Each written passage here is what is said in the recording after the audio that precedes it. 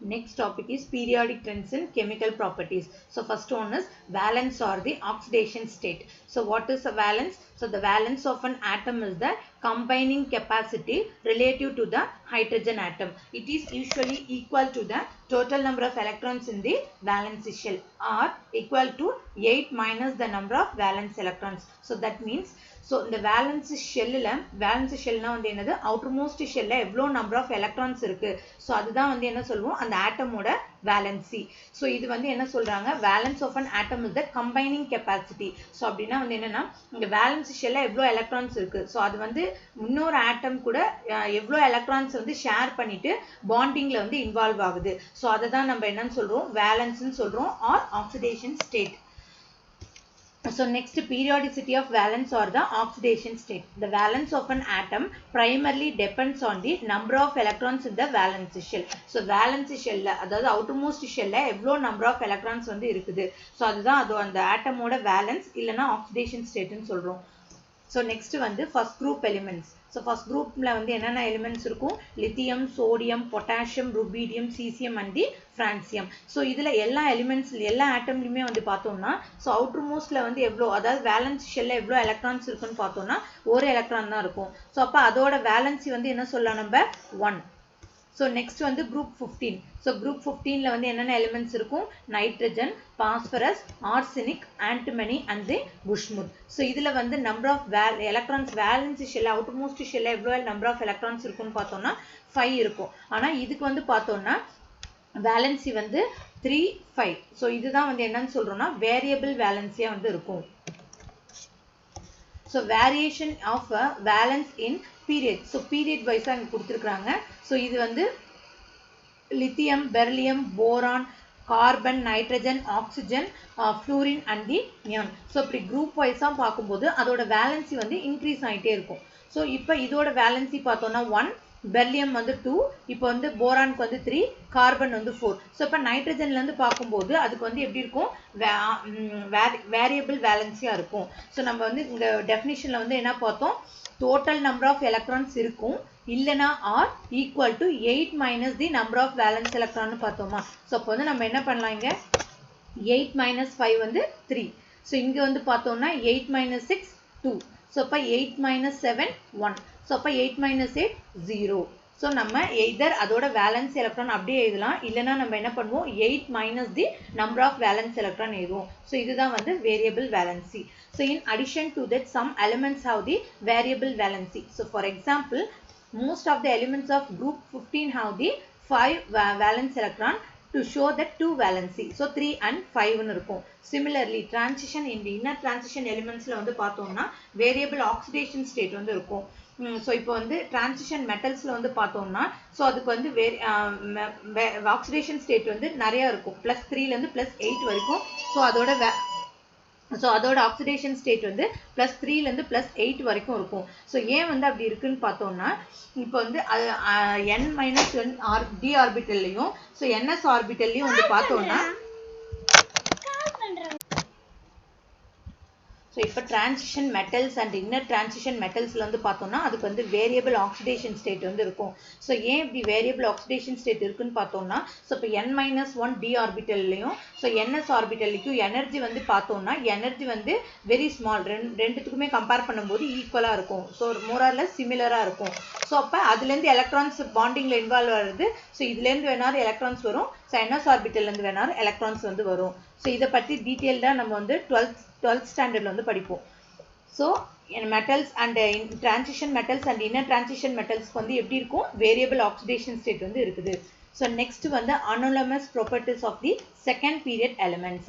So lithium இதுல வந்து பார்த்தோம்னா lithium வந்து first groupல இருக்கும் beryllium வந்து பார்த்தோம்னா வந்து second groupல வந்து இருக்குது. So இந்த ரெண்டு compound மட்டும் எப்படி இருக்குது covalent compound வந்து form பண்ணுது. So இதுல இருக்கிற remaining element so இப்போ வந்து பார்த்தோம்னா இது வந்து first group element இல்லையா so இதுல வந்து lithium மட்டும் வந்து என்ன பண்ணுது covalent compound வந்து form பண்ணும். So remaining sodium, potassium remaining இருக்கிற elementsலாம் வந்து என்னது ionic compound வந்து form பண்ணுது. So like that group 2ல வந்து பார்க்கும்போது என்னாகும் beryllium மட்டும் covalent compound form பண்ணுது. remaining இருக்கிற எல்லா elements வந்து என்ன ionic compound வந்து form பண்ணும். So என்ன ரீசன் வந்து பார்த்தோம்னா lithium beryllium அதோட size வந்து ரொம்ப ஸ்மாலா இருக்கும். So அதனால தான் So next one, the elements of the second period only have the 4 orbital 2s and the 2p in the. So இதுக்கு வந்து valence வந்து என்னன்னு பார்த்தோம்னா 4. So next one, the diagonal relationship. So on moving diagonally across the periodic table. So periodic table la diagonal பார்க்கும்போது diagonal na இப்படி cross வந்து பார்க்கும்போது second and the third period elements க்கு வந்து எப்படி இருக்கும்னா so properties வந்து similar இருக்குது. இது வந்து second group na இது வந்து third group. So இதுக்கு வந்து இப்படி cross பார்க்கும்போது அதோட properties வந்து similar இருக்கு. So அப்ப lithium க்கும் magnesium க்கும் properties similar இருக்கும். So like that beryllium க்கும் aluminum க்கும் so and then boron க்கும் silicon க்கும் அதோட properties வந்து similar இருக்கு. So the similarity in property existing between the diagonally placed elements. So இதுதான் வந்து என்ன சொல்றோம் diagonal relationship. So next, periodic trends and chemical reactivity. So நமக்கு periodic table ல பார்க்கும்போது left side ல வந்து எது இருக்கும் s block elements இருக்கும். So s block elements ல நம்ம s block elements இருக்கு இல்லையா alkali metals. So இதுல வந்து இதோட outermost shell ல எவ்வளவு electrons இருக்குன்னு பார்த்தோம் 1 electron. So அப்போ வந்து என்ன ஆகும் அதோட 1 electron ஈஸியா லூஸ் பண்ணிட்டு அது வந்து ஸ்டேபிளா இருக்கணும் அப்படினா inert gas ஸ்டேட்டுக்கு போயிட்டு ஸ்டேபிளா இருக்கணும் அப்படினா தான் பாப்போம். சோ அப்போ வந்து என்ன ஆகும் ஈஸியா ஒரு நம்ம ஒரு எனர்ஜி கம்மியான எனர்ஜி கொடுத்தாலே என்ன பண்ணும் சோ அது வந்து அந்த எலக்ட்ரான்ஸ் வந்து ஈஸியா லூஸ் பண்ணிடும். சோ அப்ப லெஃப்ட் சைடுல பீரியாடிக் டேபிள்ல இருக்கிற எலிமெண்ட்ஸ் வந்து என்ன பண்ணும் அதுக்கு வந்து less ionization எனர்ஜியா இருக்கும். So it readily lost the valence electrons. So on the other hand, the elements on the right side of the periodic table have high electron affinity. So இது வந்து பார்த்தோம்னா halogens. So halogens ல வந்து எப்படி இருக்கும் அதோட electronic configuration பார்த்தோம்னா ns2 np5. So அப்போ வந்து ஸ்டேபிளா இருக்கணும்னா அது என்ன பண்ணும் ஈஸியா ஒரு எலக்ட்ரானை வந்து அக்செப்ட் பண்ணிக்கணும். So நம்ம வந்து என்ன பண்ணணும் ஒரு எலக்ட்ரானை வந்து கொடுத்தோம்னா ஈஸியா வந்து அக்செப்ட் பண்ணிக்கும். So அதுக்கு வந்து என்ன ஆகும் high electron affinity value வந்து இருக்குது. So the elements of the extreme end show the high reactivity. So periodic table la so end la இருக்கிறது வந்து எப்படி இருக்குது highly reactive இருக்குது compared to the so element middle la இருக்கிற element விட end la இருக்கிற element வந்து எப்படி இருக்குது highly reactive இருக்குது. So and then noble gases. So noble gases la வந்து எப்படி இருக்கும் electronic configuration ns2 np6. So ரெண்டு ஆர்பிட்டலுமே completely filled ஆ இருக்கும். So நம்மளால ரியாக்ஷன்ல வந்து இன்வால்வ் ஆகுது ஈஸியா ஒரு எலக்ட்ரான் அக்செப்ட் பண்ணிக்கவும் பண்ணாது சோ ஈஸியா ஒரு எலக்ட்ரான் வந்து ரிலீஸ் பண்ணவும் பண்ணாது சோ அது வந்து chemically inert so it not involved in the chemical reaction so அதனால தான் வந்து இது என்ன சொல்றோம் கெமிக்கலி இனர்ட் அதனால தான் இனர்ட் கேஸஸ் னு சொல்லுவோம் so and then ionization energy is greatly related to the so ionization energy வந்து எது கூட ரிலேட் பண்றாங்க metallic character கூட ரிலேட் பண்றாங்க so the elements located in the lower left portion of the periodic table so left side ல periodic table ல இருக்கிற elements வந்து எப்படி இருக்கும் less ionization energy ஆ இருக்கும் so அப்ப அதுக்கு metallic character வந்து அதுக்கு வந்து metallic character வந்து அதிகமா இருக்குது so இது வந்து பார்த்தோம்னா less ionization energy எதுக்கு இருக்கும் s block elements க்கு okay so and then on the other hand elements க்கு வந்து பார்த்தோம்னா elements located in the right side ல இருக்குது பார்த்தோம்னா ionization energy வந்து எப்படி இருக்கும் ஹையா இருக்கும் so ionization energy எதுக்கு ஹையா இருக்கும்னு பார்த்தோம்னா so அது வந்து electrons வந்து completely filled ஆ இருக்கும் so அப்ப நம்ம அதில இருந்து ஒரு electrons எடுக்கணும்னா என்ன பண்ணனும் நம்ம எனர்ஜி வந்து நிறைய சப்ளை பண்ணாதான் அந்த electrons வந்து நம்மளால எடுக்க முடியும் so அதுக்கு வந்து high ionization energy ஆ இருக்கும் so அதனால non metallic in nature ஆ இருக்குது so next alkali metals halogens so ரெண்டுமே ஆக்ஸிஜன் கூட ரியாக்ஷன் பண்ணா எப்படி வந்து ஃபார்ம் ஆகுது அப்படினு சொல்றாங்க so அதோட ஆக்சைட்ஸ் வந்து ஃபார்ம் ஆகுது so சோடியமும் ஆக்ஸிஜனும் ரியாக்ட் பண்ணி சோடியம் ஆக்சைடு ஃபார்ம் ஆகுது so like that chlorine ஆக்ஸிஜனும் ரியாக்ட் பண்ணி Cl2O7 வந்து ஃபார்ம் ஆகுது so ஃபார்ம் ஆன ஆக்சைடை வந்து என்ன பண்றோம் நம்ம வாட்டர் கூட ரியாக்ட் பண்றோம் so வாட்டர் கூட ரியாக்ட் பண்ணோனே இது வந்து சோடியம் ஆக்சைடு வந்து என்ன ஃபார்ம் பண்ணுது சோடியம் ஹைட்ராக்சைடு so ஆக்சைடு வந்து ஹைட்ராக்சைடா மாறுது so sodium oxide is converted into sodium hydroxide here so like that Cl2O7 gives the strong acid இங்க வந்து ஹைட்ராக்சைடுங்கற பேஸ் வந்து ஃபார்ம் ஆகுது so ஆனா Cl2O7 வாட்டர் கூட ரியாக்ட் பண்ணி நமக்கு வந்து என்ன பண்ணுது ஒரு strong acid வந்து கொடுக்குது so the name of that compound so HClO4 that one is perchloric acid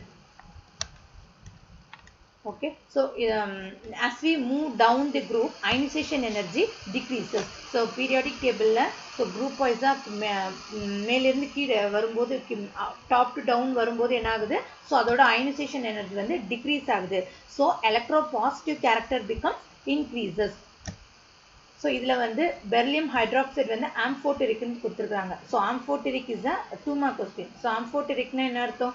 ஒரு காம்பவுண்ட் வந்து போத் ஆசிட் கூடயும் பேஸ் கூடயும் ரெண்டு கூடயுமே ரியாக்ஷனில் வந்து இன்வால்வ் ஆச்சுன்னா ஸோ அதை வந்து நம்ம என்ன சொல்லுவோம்? ஆம்ஃபோட்டெரிக்னு சொல்லுவோம். So example beryllium hydroxide. So beryllium hydroxide HCl acid கூட ரியாக்ட் பண்ணி நமக்கு பெர்லியம் குளோரைட் வந்து கொடுக்குது. So like that beryllium hydroxide வந்து சோடியம் ஹைட்ராக்சைடு கூட ரியாக்ட் பண்ணி ஸோ Na2BuO2. ஸோ இது வந்து ஒரு பேஸ் வந்து ஃபார்ம் ஆகுது. So both acid and base கூட ரியாக்ட் பண்ணுறதுனால ஸோ இது வந்து என்ன சொல்கிறோம்? ஆம்ஃபோட்டெரிக்னு சொல்கிறோம். ஸோ நெக்ஸ்ட் வந்து ரிகாப்சுலேஷன். ஸோ ஃபஸ்ட்டு நம்ம எதை பற்றி டிஸ்கஸ் பண்ணோம்? நாமென்க்ளேச்சர். ஸோ நாமென்க்ளேச்சரில் வந்து என்ன பார்த்தோம்? ஒரு 100க்கு மேலே இருக்கிற அட்டாமிக் நம்பருக்கு எப்படி வந்து நேமிங் பண்ணுறது அப்படின்னு பார்த்தோம். ஸோ எக்ஸாம்பிள் வந்து 102ன்னு எடுத்துக்கலாம். ஸோ 1க்கு வந்து நம்ம எப்படி எழுதுவோம்? அன்னுன்னு எழுதுவோம். 0க்கு என்ன பண்ணுவோம்? நில்லுன்னு எழுதுவோம். ஸோ 2க்கு வந்து பைன்னு எழுதுவோம். ஸோ திரும்ப லாஸ்ட்டாக என்ன ஆட் பண்ணுவோம்? IUMன்னு ஆட் பண்ணுவோமா? ஸோ இங்கே வந்து 2 I வருமா? ஸோ அப்போ instead of 2I so we need to put 1I. So 1I போட்டாலே போதும். That is the rule. Okay. So the name of that compound is unnil by IUM. So இது வந்து இதோட symbol வந்து என்ன சொல்லலாம்? Temporary symbol னு சொல்லுவோமா? So UNB. So இதோட name of the element வந்து என்ன? Nobelium. So இதோட symbol வந்து பார்த்தோம்னா NO. So next we discussed about the periodic tension properties. So properties வந்து பீரியட் வைஸாக எப்படி இருக்கும், குரூப் வைஸாக எப்படி இருக்கும் அப்படின்னு பார்த்தோம். ஸோ ஃபஸ்ட்டு வந்து atomic radius. So atomic radius வந்து பீரியட் வைஸாக பார்க்கும்போது டிக்ரீஸ் ஆகும், குரூப் வைஸாக பார்க்கும்போது increases. So and then ionisation energy வந்து பீரியட் வைஸாக பார்க்கும்போது இன்க்ரீஸ் ஆகும், அண்ட் தென் குரூப் வைஸாக பார்க்கும்போது என்ன ஆகுது? Decreases. So and then electron affinity. So electron அஃபினிட்டிக்கு பீரியட் வைஸாக பார்க்கும்போது சடன் டிக்ரீஸோ இன்க்ரீஸோ எதுவுமே இல்லை. சில டைம் இன்க்ரீஸ் ஆகும், சில டைம் வந்து டிக்ரீஸ் ஆகும். அந்த கிராஃப் வந்து பார்த்தோன்னா தெரியும் நமக்கு. ஸோ அண்ட் தென் குரூப் வந்து பார்க்கும்போது decreases. So and then electro negativity period வைஸாக பார்க்கும்போது இன்க்ரீசஸ், குரூப் வைஸாக பார்க்கும்போது டிக்ரீசஸ். ஸோ இது ஏன் இன்க்ரீஸ் ஏன் டிக்ரீஸ் எல்லாமே வந்து வீடியோவில் வந்து நம்ம வந்து டிஸ்கஸ் பண்ணியிருக்கோம். ஓகே, தேங்க்ஸ் ஃபார் யுவர் வாட்சிங்.